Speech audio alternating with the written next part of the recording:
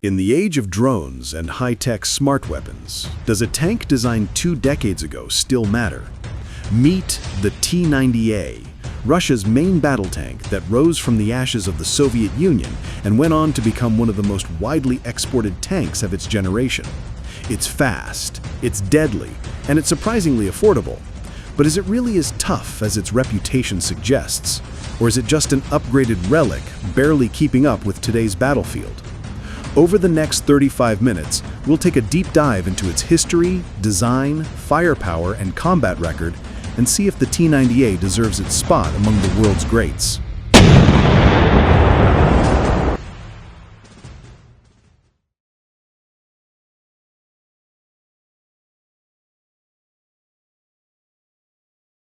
To understand the T-90A, we need to rewind to the collapse of the Soviet Union in 1991. Russia's economy was crumbling. Military budgets had been slashed. The dream of building a brand new supertank to rival the American Abrams or the German Leopard was simply impossible. Instead, Russian engineers did what they've always done best: work with what they had. They took the proven T-72 platform, added armor improvements, advanced electronics, and called it the T-90. That was in the mid-1990s. Fast forward a decade, and the T-90A arrived. It was a refined version, with a new engine, thermal sights, and stronger armor. It wasn't revolutionary, but it was practical. And in Russia's eyes, practicality was the only path forward. So the T-90A became Russia's backbone in the 2000s and 2010s. Not the flashiest tank in the world, but one that fit the country's doctrine, a balance between affordability, firepower, and survivability.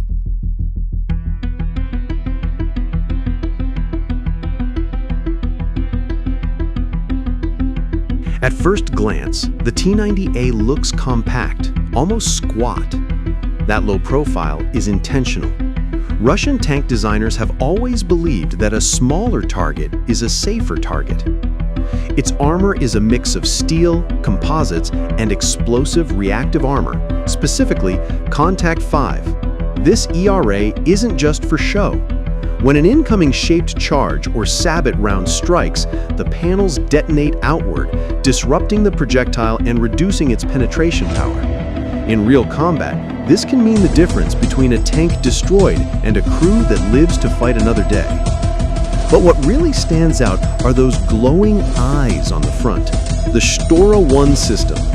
These emit infrared beams to confuse incoming anti-tank guided missiles.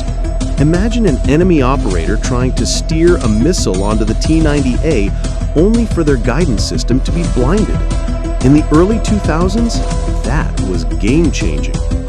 Of course, no armor is perfect. The T-90A's biggest weakness is on its roof and turret top. Modern top attack weapons like the Javelin strike from above, bypassing the heavy frontal armor entirely. That vulnerability has been exposed in more recent conflicts.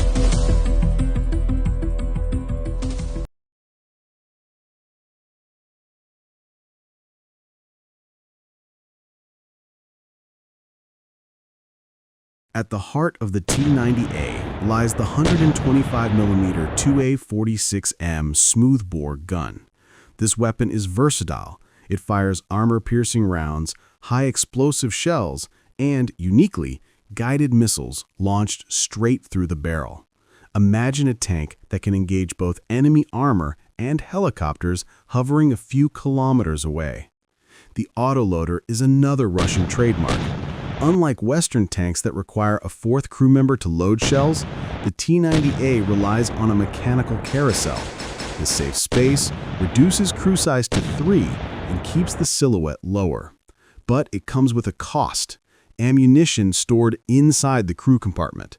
If the armor is breached, that carousel can ignite, leading to the catastrophic turret pop-offs often seen in battlefield footage. Still, the firepower is nothing to dismiss. In testing and combat, the T-90A's gun has proven accurate, deadly, and fast to reload. Secondary armament includes a coaxial machine gun and a heavy 12.7mm machine gun mounted on top for anti-air and anti-infantry roles.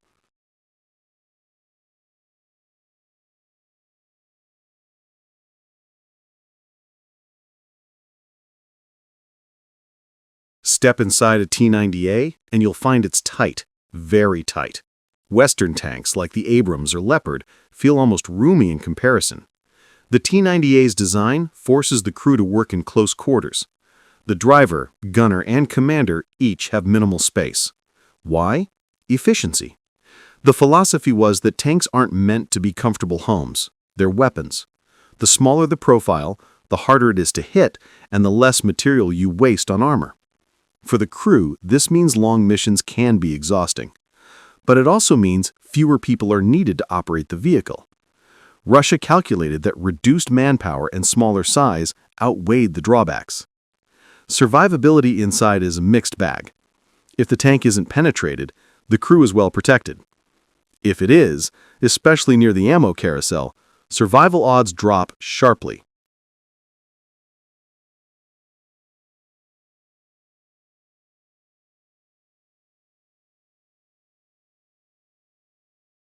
Powering the T-90A is the V92S2 diesel engine, producing 1,000 horsepower. For a 46-ton tank, that gives it a decent power-to-weight ratio. Top speed? Around 60 kilometers per hour on roads, and a solid 40 off-road.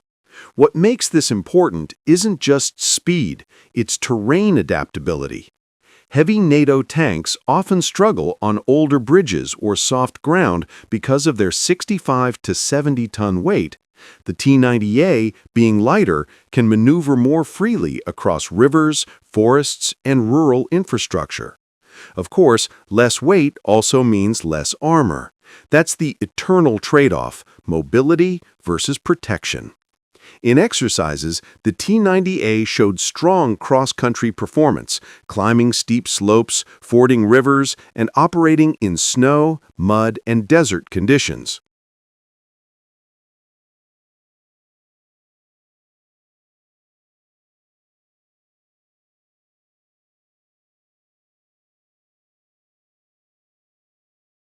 Combat is where reputations are truly tested. In Chechnya, earlier Russian tanks suffered heavy losses, teaching hard lessons that shaped the T-90A's upgrades. In Syria, the T-90A gained global attention when footage surfaced of it surviving direct hits from American TOW missiles.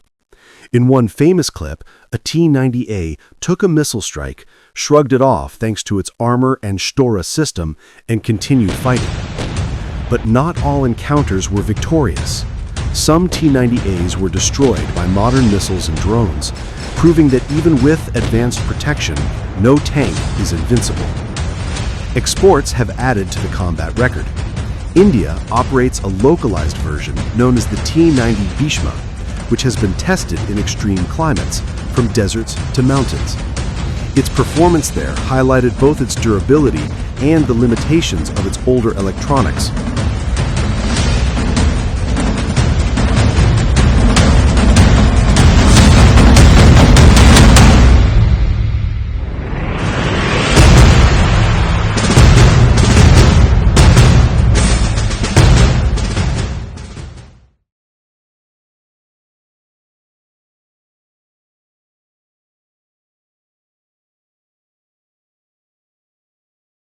Perhaps the T-90A's biggest success is not on the battlefield, but in the market.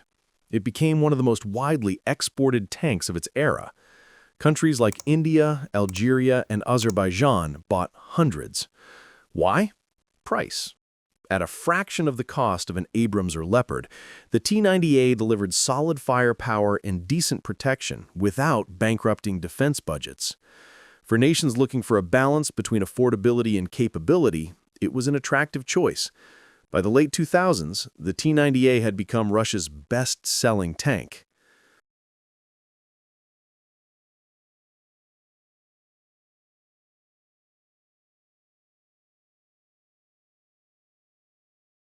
So where does the T-90A stand today? Strengths: affordable, versatile firepower, decent survivability for its weight, and combat-proven resilience. Weaknesses: outdated electronics compared to Western tanks, cramped interior, and limited defense against modern top-attack weapons and drones. Its legacy is clear, It bridged the gap between Cold War relics and the more modern T-90M. Without the T-90A, Russia wouldn't have kept its armored forces viable through the 2000s. The T-90A may never be the best tank in the world, but that was never the point. It was designed to be good enough, powerful, affordable, and reliable. And in that mission, it succeeded. It is a reminder that on the battlefield, perfection is rare. Sometimes the tank that survives, fires back, and keeps moving is the one that wins. As modern warfare evolves with drones, smart weapons, and electronic warfare, the T-90A now looks dated. But in its time, it was a clever answer to Russia's problems, and a machine that earned its place in military history.